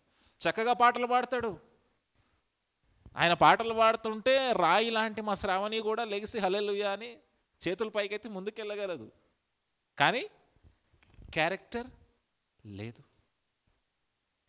చాలా బాగా వాక్యం చెప్తాడు, చాలా ఫేమస్ యూట్యూబ్లో. ఆయన ప్రసంగానికి పిలిస్తే వేలాది మంది తరలిస్తారు, కానీ క్యారెక్టర్, గిఫ్ట్ ఉంది కానీ క్యారెక్టర్ లేదు. అహిమయస్కి గిఫ్ట్ ఉంది, మంచి గిఫ్ట్ ఉంది, కానీ ఏం లేదు, క్యారెక్టర్ లేదు, జ్ఞానము లేదు. వాళ్ళందరినీ వాడబడుతున్న వాళ్ళందరినీ మనం చూసాం, అబ్బా దేవుడు ఎంతగా బాగా వాడుకుంటున్నాడు అనుకుంటాం కదా. దేవుడు కొన్ని ఎలవ్ చేస్తాడు, సర్లే పోనీలే అని విడిచిపెడతాడు. గుర్తుందా యోవాబు ఏమన్నాడు 23వ వచనంలో, అతడు ఏమైనాను సరే నేను పరిగెత్తుకొని పోవుదనగా అందుకు యోవాబు పొమ్మని సెలవీయగా, పొమ్మంటాడు దేవుడు. నీ సావు నువ్వు సావు అంటాడు. ప్రభా నేను మంచి సింగర్ని, పరిచర్యలోకి రావాలి. దేవుడు ఏమంటాడు, ఆగు, ఫస్ట్ నీ బతుకు బాగు చేసుకో, నీలో కొన్ని మార్పు లేని విషయాలు ఉన్నాయి, నీలో వ్యభిచారం ఉంది, నీలో పాపం ఉంది, ముందు దాన్ని బాగు చేసుకో అంటే, ప్రభా నేను వెళ్తా అంటాడు. ప్రభు ఏమంటాడు, నువ్వు ఆగు. లేదు ప్రభా నేను వెళ్తా. ఆయన ఏమంటాడు, మనతో కూడా మాట్లాడుతూ ఉన్నాడు, మనతో కూడా మాట్లాడుతూ ఉన్నాడు.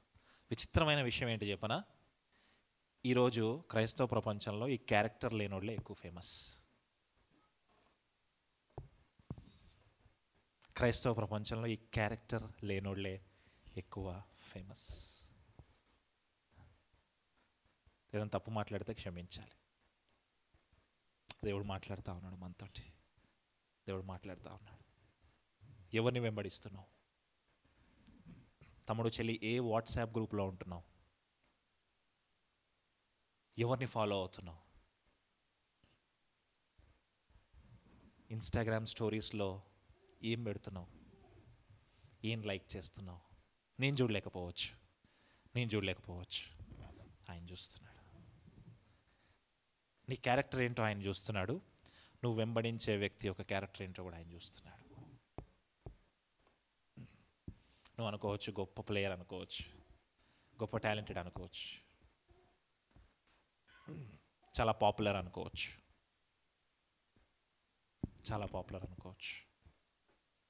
దేవుడు మాట్లాడుతూ ఉన్నాడు.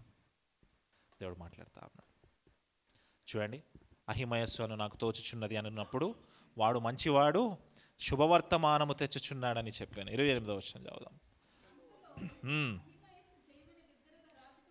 అహిమయస్సు కూషి కంటే ఫాస్ట్గా పరిగెత్తుకుంటూ చేయమన్నాడు, రాజా జయము నీకు. ఏం చెప్పాడు చూద్దాం. నమస్కారము చేసి నా ఏలిన వాడవును,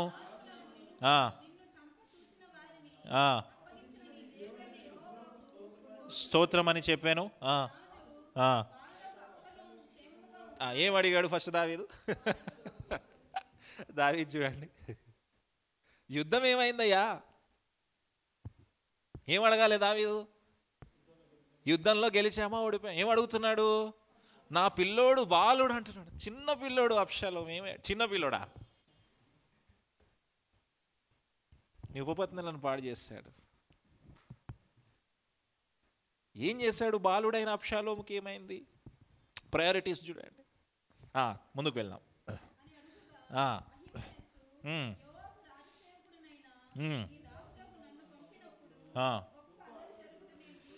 చూచితిని కానీ అది ఏమైనది నాకు తెలిసినది కాదని. జాగ్రత్త విని ఇటు చూడండి. దావీదు ఏమడిగాడు?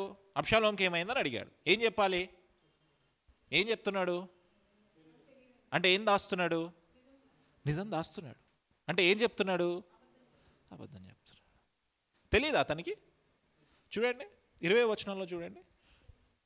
20వ వచనం చూడండి. యోవాబు చదవాలి. చెప్పతగదు. చెప్పాడా యోవాబు? ఇక్కడికి వచ్చి ఏం చేస్తున్నాడు? అబద్ధం చెప్తున్నాడు. ఇది చూడండి, జాగ్రత్తగా చూడండి. గిఫ్ట్ ఉంది, ఏం లేదు? క్యారెక్టర్ లేదు. గిఫ్ట్ ఉంది, క్యారెక్టర్ లేదు. అబద్ధం చెప్తున్నాడు. తనను తాను స్థాపించుకోవడం కోసం అబద్ధం చెప్తాడు. ఎలా అయితే అబ్షాలోము కట్టుకున్నాడో స్తంభాన్ని, అలాగా ఇతను కూడా రాజు ఎదుట తనను తాను స్థాపించుకోవడం కోసం అబద్ధం చెప్తున్నాడు. చాలామంది గిఫ్ట్ ఉందని వాక్య పరిచర్యలోకి వచ్చేస్తున్నారు. తర్వాత అబద్ధ బోధకులు అవుతున్నారు అనుకోండి, అది వేరే విషయము.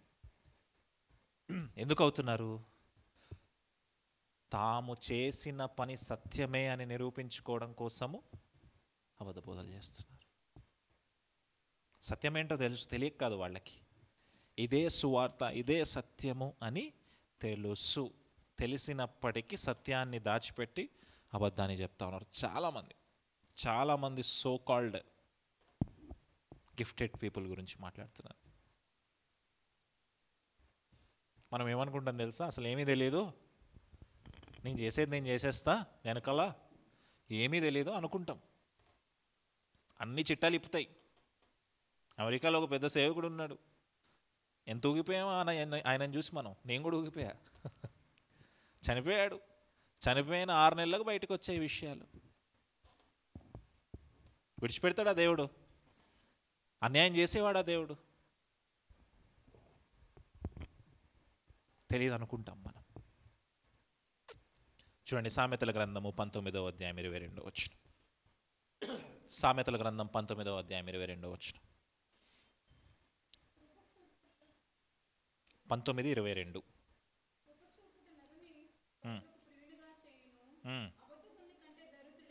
ఏంటంట? చదవాలి, అందరూ ఒకసారి చదవండి ఆ మాట. చివరి మాట చదవండి, మళ్ళీ చదవండి. ఏం చెప్తున్నాడు దేవుడు?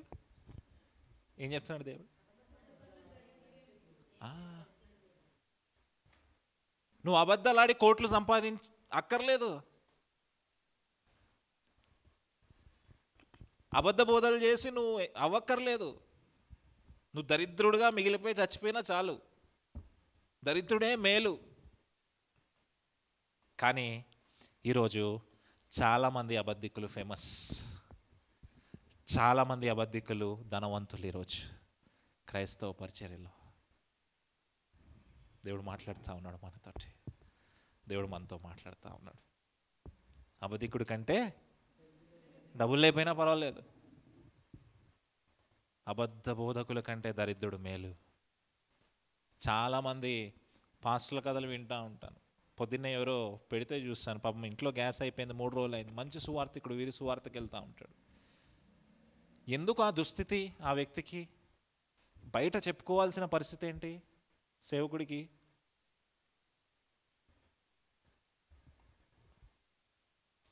ఎవరు హెచ్చింపబడుతున్నారు? అబద్ధికులు హెచ్చింపబడుతున్నారు. నిజమైన సేవకులు ఇంకా దరిద్రంలోకి వెళ్తారు. దేవుడు మాట్లాడుతూ ఉన్నాడు. ముందుకు వెళ్దాం. 30వ వచనం. అప్పుడు రాజు మంచి గిఫ్ట్ వస్తుంది అనుకున్నాడు. ఏమనుకున్నాడు? మంచి గిఫ్ట్ వస్తుంది అనుకున్నాడు. దేవుడు ఏమన్నాడు? నువ్వు బగ్గకేళ్ళు, క్రీస్తు న్యాయపీఠం ముందు నిలబడతాం రేపు. ఇది చూడండి, న్యాయపీఠం ముందు నిలబెడతాం. ప్రభా, నీ పేరు మీద మేము దయ్యాలను వెళ్ళగొట్టలేదా? ప్రభా, మేము గొప్ప సువార్త చేయలేదా? ప్రభా, మేము ఎన్నో మిషనరీ వర్క్స్ చేయలేదా? ప్రభా, మేము 1000 సంఘాలు కట్టలేదా? ప్రభా, నీ సువార్త మేము ప్రకటించలేదా? దేవుడు ఏమంటాడు తెలుసా? నువ్వు పక్కకి జరుగు. నిజంగా నేను పిలిచిన వ్యక్తి ఒక వ్యక్తి ఉన్నాడు, ఆ వ్యక్తి రాబోతా ఉన్నాడు అంటాడు దేవుడు. హల్లెలూయా. దేవుడు మాట్లాడుతూ ఉన్నాడు మనతోటి. ఎవరు వచ్చారు చూద్దాం. అంతలో కూషి వచ్చి, తెచ్చి తిని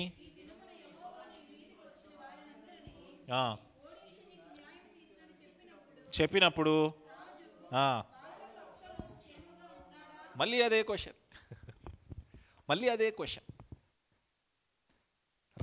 రావడంతో స్ట్రైట్ పాయింట్ ఆన్సర్ చేశాడు ఖుషి. యుద్ధంలో మనం జయం పొందుకున్నాం అన్న విషయం చెప్పేశాడు దావీదు చెప్పకముందు. ఎందుకు? యోవాబు ప్రిపేర్ చేసి పంపించాడు. జ్ఞానము గలవాడు, యుక్తము గలవాడు ఖుషి. అన్యుడైనా సరే,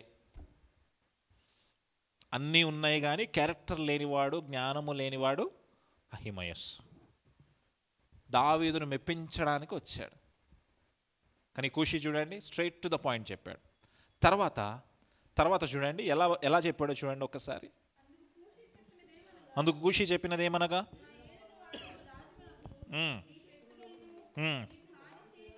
హాని చేయవల్లని చెప్పినట్టుగా చెప్పాడు. ఇది చూడండి, అబద్ధం ఆడలే. సత్యం చెప్పాడు, వేరేలాగా చెప్పాడు. చాలామందికి ఆ తెలివి లేదు, మాట్లాడడం చేత కాదు. చాలామందికి మాట్లాడడం చేత కాదు, కొట్టినట్టు మాట్లాడతారు. నేను చాలా స్ట్రైట్ ఫార్వర్డ్ అనుకుంటారు చాలామంది. మాట్లాడటం చేత కాదు చాలామందికి. చాలామంది సేవకులను కూడా చూస్తూ ఉంటారు, ఊగిపోతూ ఉంటారు ఇక్కడే బలిపీఠం మీద నుండి. ఎందుకు అంత బీపీ తెచ్చుకోవడం? ఎవరన్నా నాకు ఫోన్ చేసి పలానా చోట మీటింగ్ లేదా పలానా ఆన్లైన్లో మీటింగ్ అన్నప్పుడు ఫస్ట్ క్వశ్చన్ నేను అడుగుతాను, ఏంటి తెలుసా? క్రౌడ్ ఎలా ఉంటారు? వాళ్ళు అంటారు, అన్న ఒక 20 మంది 30 మంది ఉంటారు. నో, నేను అది అడగలేదు. క్రౌడ్ ఎలా ఉంటారు అని అడిగి. అంటే ఏంటి? చదువుకున్న వాళ్ళ, చదువు లేని వాళ్ళ, సిటీ వాళ్ళ, విలేజర్సా? అది తెలిస్తే వాళ్లకు తగ్గట్టుగా మనం ప్రసంగం ప్రిపేర్ అవ్వచ్చు. ఉదాహరణకు ఒక స్లమ్ ఏరియాలోకి, అంటే తక్కువ చేసి మాట్లాడి, ఒక స్లమ్ ఏరియాలోకి ఏం చదువులేని వాళ్ళ దగ్గరికి వెళ్ళి సువార్త చెప్పాలనుకోండి. ఇప్పుడు బైబిల్లోంచి గ్రాంధికాలు తీసి ఒక ఇష్టం వచ్చినట్టు నేను చెప్పాను అనుకోండి, అర్థమవుతుందా? ఎవరికి ఎట్లా సువార్త చెప్పాలో అట్లా చెప్పాలి. చాలామందికి తెలియని విషయం అది.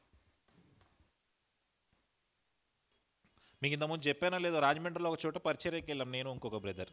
క్రిస్మస్కి పరిచర్యకి వెళ్ళాం. రాజమండ్రి పక్కన ఔరంగాబాద్ అనే ఏదో ప్లేస్ ఉంటుంది. ఔరంగాబాద్ దగ్గర పరిచర్య, ఇసుక అమ్ముకునే కూలీలు అనమాట. వాళ్ళు ఇసుకని గోదావరిలోంచి తెచ్చి వాళ్ళందరూ ఒక 10-15 గుడిసెలు ఉన్నాయి. వాళ్ళందరూ క్రిస్మస్ పెట్టుకున్నారు. వాళ్ళు పలహారం ఏం తెచ్చారు? అరటిపళ్ళు తెచ్చారు. మనమైతే బిర్యానీ లేకపోతే ఊరుకోం కదా. అరటిపళ్ళు తెచ్చారు. ఆ అరటిపండు సారాంశాన్ని తీసుకొని అరటిపండుతో సువార్త చెప్పాం వాళ్ళకి. వాళ్ళు మాకు అరటిపండు పాస్టర్ అని పేరు పెట్టారు. ఇంటర్నేషనల్ స్పీకర్ కంటే మంచి టైటిలే అది. హల్లెలూయా.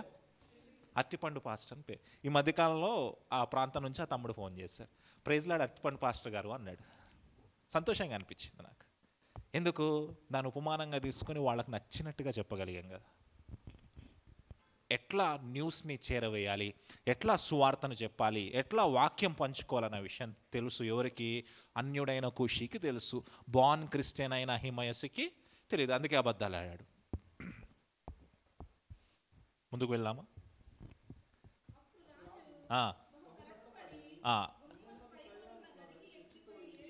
ఏడ్చుచు సంచరించుచు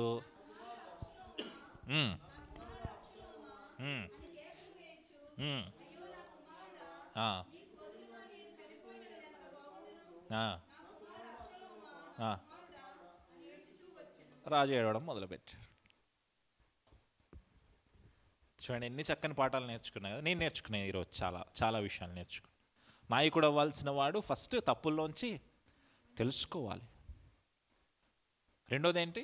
మాట వినాలి, వినేవాడై ఉండాలి. సేవకులు కావాలి, నాయకుడు కావాలి అనుకున్నవాడికి తొందరపాటు ఉండకూడదు. గిఫ్ట్ ఉన్నా సరే, అహిమయస్ దగ్గర నుంచి నేర్చుకుంటాం మనం. నువ్వు గొప్ప టాలెంటెడే కావచ్చు, కానీ తొందరపాటు పరిచర్యలో ఎప్పుడూ తొందరపాటు ఉండకూడదు. దేవుడు ప్రిపేర్ చేస్తాడు, నేను ప్రిపేర్ చేసి ఒక చోట నిలబెడతాడు. ఊరికినే నేను నిలబెట్టాడు. ఆ ప్రిపరేషన్కి లోబడాలి. అలాగే సువార్త ఎలా చెప్పాలి, నాయకుడు మాట తీరు ఎట్లా ఉండాలి, నాయకుడు కన్విన్సింగ్గా చెప్పాలనే మాట కూడా నేర్చుకున్నా. ఇవన్నీ జాగ్రత్తగా గుర్తుపెట్టుకొని నెక్స్ట్ వీక్ నేను అడిగినప్పుడు మళ్ళీ చెప్పాలి. అట్లనే మీ జీవితంలో అవలంబించుకునే అవకాశం ఉంటే ప్రయత్నం చేసి అవలంబించుకోండి. మంచి విషయాలు ఇక్కడ నుంచి మనం 15వ అధ్యాయం నుంచి మొదలుపెట్టాం. ప్రతి ఒక్క విషయం కూడా మంచి విషయం, క్యారెక్టర్ బిల్డింగ్కి సంబంధించిన విషయం. బహుశా వేరే చోట చెప్తారో లేదో నాకైతే తెలియదు, కానీ ఇక్కడ అన్నీ మనం కులంకుశంగా పరిశీలించుకుంటున్నాం. దేవుడు అంత గొప్ప అవకాశం ఇచ్చాడు కదా మనకి, ఎవరికి ఇవ్వని అవకాశం మనకి ఇచ్చాడు. దేవుడి వాక్యాన్ని దీవించునుగాక. లేచి నిలబడండి, ప్రార్థన చేసుకుందాం. లేచి నిలబడండి, అందరు స్తుతి చెప్పండి, స్తోత్రం చెప్పండి, ప్రార్థన చేసుకుందాం. పరిశుద్ధుడా, నీకు వందనాలు తండ్రి. నాయనా, ఈ రాత్రికాల సమయంలో నాయన వాక్యము ద్వారా మీరు మాతో మాట్లాడారని మేము నమ్ముతా ఉన్నాం తండ్రి. నాయన మేమందరము కలిసి ప్రార్థన చేసే భాగ్యాన్ని మాకు ఇచ్చిన విధానాన్ని బట్టి వందనాలు. అలాగే మేము మాటలు వినడానికి మాకు ఇచ్చిన అవకాశాన్ని బట్టి వందనాలు చెల్లిస్తా ఉన్నాం తండ్రి. నాయన ఎందరో ఈ భాగ్యానికి దూరంగా ఉంటున్నప్పటికీ నాయన మీరు మమ్మల్ని ఏర్పాటు చేసుకొని నేను సిద్ధపరిచి నాయన దిద్దుబాటు చేసి మమ్మల్ని నిలవబెట్టారు. అందుని బట్టి మీకు వందనాలు. ఈరోజు నేర్చుకున్న వాక్య పాఠంలోంచి నాయన మేము ఇంటికి వెళ్ళేటప్పుడు నాయన కొన్ని విషయాలు తిరిగి ఇంటికి తప్పకుండా తీసుకువెళ్తున్నామని మేము నమ్ముతా ఉన్నాం తండ్రి. నాయన అట్టి కృపా ధన్యత మాకు దయచేయండి నాయన. తప్పుల్లోంచి తెలుసుకునే భాగ్యము నాయన, నాయకుడిగా ఎదిగే భాగ్యము నాయన, వినే మాట వినే భాగ్యము నాయన, అలాగే మాట్లాడే మాటలు ఏ రీతిగా ఉండాలి అని తెలుసుకునే భాగ్యము నాయన, తొందరపాటు లాంటివి మా జీవితాల్లో లేకుండా ఉండే భాగ్యము నాయన, ఇట్టి నాయన ధన్యతలన్నీ మా జీవితంలో నెరవేరుస్తున్నామని మేము నమ్ముతా ఉన్నాం తండ్రి. నాయన సాయం చేయండి నాయన. చేరి వచ్చిన ప్రతి ఒక్క బిడ్డను బట్టి మీకు వందనాలు నాయన. ఈ వాక్యము వారి నాయన హృదయాల్లో నాటబడిందని మేము నమ్ముతా ఉన్నాం తండ్రి. దీని ఫలము మేము తొందరలోనే చూడబోతా ఉన్నామని మేము నమ్ముతా ఉన్నాం తండ్రి. నాయన అట్టి విధముగా సాయం చేయమని నజరేయుడైన యేసుక్రీస్తు నామములో అడుగుచూ వేడుకుంటున్నాం తండ్రి. మన తండ్రి అయిన దేవుని ప్రేమ, కుమారుడైన క్రీస్తు కృప, పరిశుద్ధాత్మ దేవుని సహవాసము తోడు చేరి వచ్చిన ప్రతి బిడ్డకి ఆయా కుటుంబాలకి ఆయన దయచేయనుగాక. Amen. Praise the lord. Praise.